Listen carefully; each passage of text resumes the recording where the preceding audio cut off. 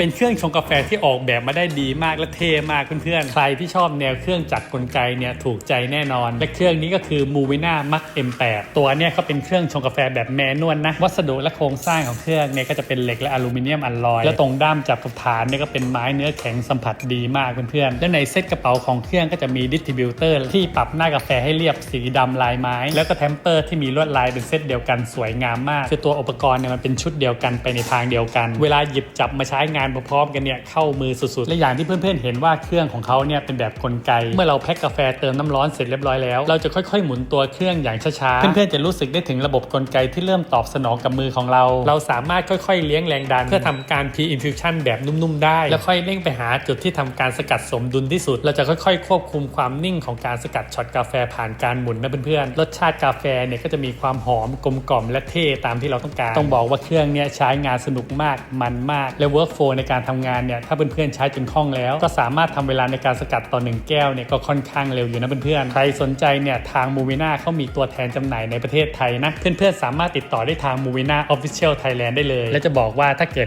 เพื่อนๆได้เห็นของจริงนะสวยถูกใจแน่นอน